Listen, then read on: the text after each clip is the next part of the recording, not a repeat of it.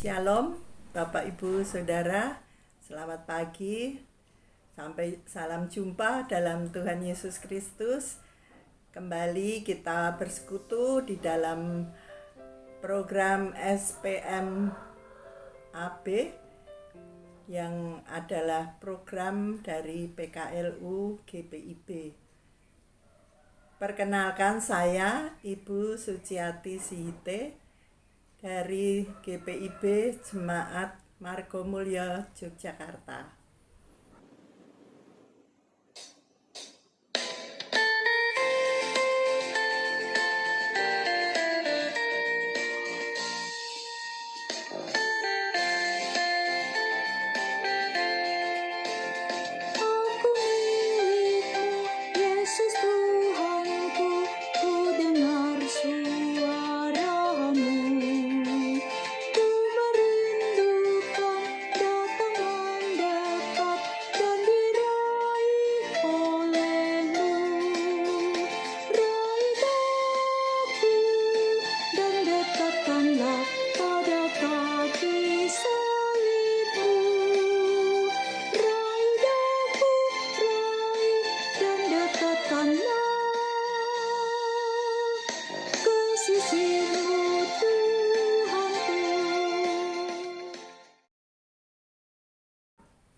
Mari Oma Opa, sebelum kita baca Alkitab, kita akan berdoa terlebih dahulu. Kita satukan doa kita berdoa. Bapa kami yang di surga, Bapa yang penuh kasih, Bapa, kembali kami menghadap kehadirat-Mu yang kudus pada pagi hari ini ya Bapa.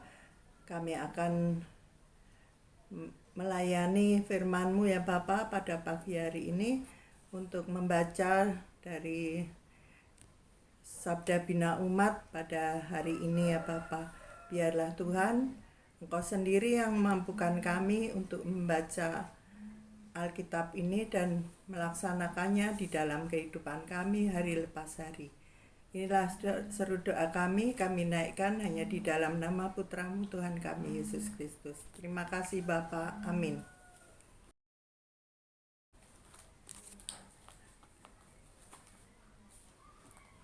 Mari Oma Opa, kita akan baca dari Alkitab dari Roma 8 ayat 1 sampai 13 yang demikian firman-Nya.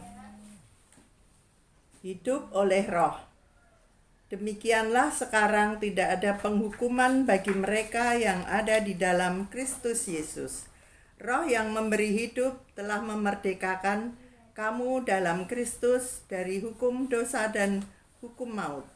Sebab apa yang tidak mungkin dilakukan hukum Taurat, karena tidak berdaya oleh daging, telah dilakukan oleh Allah. Dengan jalan mengutus anaknya sendiri dalam daging yang serupa dengan daging yang dikuasai dosa karena dosa. Ia telah menjatuhkan hukuman atas dosa dalam daging, supaya tuntutan hukum Taurat digenapi di dalam kita yang tidak hidup menurut daging, tetapi menurut Roh. Sebab mereka yang hidup menurut daging memikirkan hal-hal yang dari daging. Mereka yang hidup menurut Roh memikirkan hal-hal yang dari Roh. Karena keinginan daging adalah maut, tetapi keinginan Roh adalah hidup dan damai sejahtera. Sebab keinginan daging adalah perseteruan terhadap Allah, karena ia tidak takluk kepada hukum Allah. Hal ini memang tidak mungkin baginya. Mereka yang hidup dalam daging tidak mungkin berkenan kepada Allah. Tetapi kamu tidak hidup dalam daging, melainkan dalam Roh. Jika memang Roh Allah diam di dalam kamu, tetapi jika orang tidak memiliki Roh Kristus, ia bukan milik Kristus. Tetapi jika Kristus ada di dalam kamu, maka tubuh memang mati karena dosa, tetapi Roh adalah kehidupan oleh karena kebenaran. Dan jika Roh yang telah membangkitkan Yesus dari antara orang mati diam di dalam kamu, maka Ia yang telah membangkitkan Kristus Yesus dari antara orang mati akan menghidupkan juga tubuhmu yang fana itu oleh Roh-Nya yang diam di dalam kamu. Jadi saudara-saudara, kita adalah orang berhutang, tetapi bukan kepada daging, supaya hidup menurut daging. Sebab jika kamu hidup menurut daging, kamu akan mati. Tetapi jika oleh Roh kamu mematikan perbuatan-perbuatan tubuhmu, kamu akan hidup. Demikianlah firman Tuhan yang terdapat pada Roma 8-13. Dan ayat mas kita terambil dari ayat 13. Akan saya bacakan. Sebab jika kamu hidup menurut daging, kamu akan mati, tetapi jika oleh Roh kamu mematikan perbuatan-perbuatan tubuhmu, kamu akan hidup. Perikop ini diberi judul oleh sinode, yaitu lahir karena Roh, hidup pun di dalam Roh. Bapak Ibu yang dikasihi oleh Tuhan Yesus, apakah manusia terlahir baik atau jahat? Ada sebuah penelitian dilakukan kepada para bayi di bawah 2 tahun. Mereka menyaksikan sebuah panggung boneka yang di dalamnya terdapat 3 boneka sedang bermain dengan sebuah mainan. Namun di tengah permainan, sebuah boneka mengambil mainan tersebut dan main sendirian, meninggalkan 2 boneka lainnya. Setelah panggung boneka selesai, para bayi diminta untuk memilih boneka, dan tidaklah satupun yang mau mengambil boneka yang jahat. Penelitian itu dilakukan dengan mengganti model dan warna boneka, dan hasilnya tetap sama. Tidak ada yang memilih boneka jahat. Oma opa yang dikasihi oleh Tuhan Yesus, istilah daging atau tubuh perlu dipahami secara teologis. Dalam tradisi Helenistik kala itu, kebaikan dan kejahatan digambarkan sebagai tubuh dan roh. Ketika seseorang berbuat yang jahat, maka roh dalam diri seseorang sedang terperangkap dalam daging. Paulus menggunakan istilah kedagingan itu agar dapat dipahami oleh orang-orang di Roma. Namun, terdapat perbedaan yang signifikan antara ajaran Paulus dengan tradisi Helenistik, yaitu bahwa keberadaan roh merupakan Allah itu sendiri. Roh itu dari Allah, sehingga manusia mengetahui apa yang baik hanya berdasarkan kehendak Allah, bukan kemauan diri sendiri. Rohlah yang menuntun manusia, bukan hanya untuk berbuat baik, tetapi juga menuntun pada kebangkitan tubuh yang fana. Ayat 11. Manusia lahir karena roh Allah. Sebagai manusia kita diciptakan dengan kebaikan, selayaknya anak bayi yang memiliki boneka yang baik.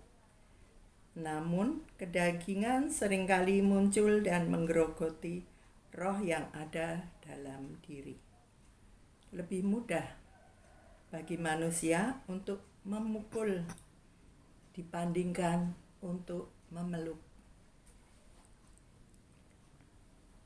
dan mengampuni. Lebih mudah bagi manusia untuk membenci daripada mengasihi. Mungkin kita bisa kehilangan roh jika terus-menerus mengedepankan daging. Oleh sebab itu, mari kita hidup di dalam roh.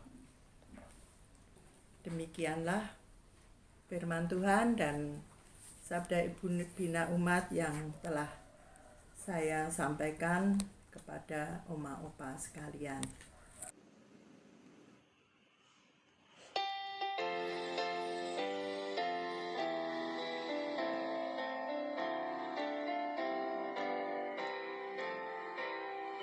Ikut Dikau saja Tuhan, jalan damai bagiku. Aku selamat dan sentosa hanya oleh darah-Mu. Aku ingin ikut Dikau dan mengabdi padamu. Dalam Dikau juru selamat, ku bahagia penuh.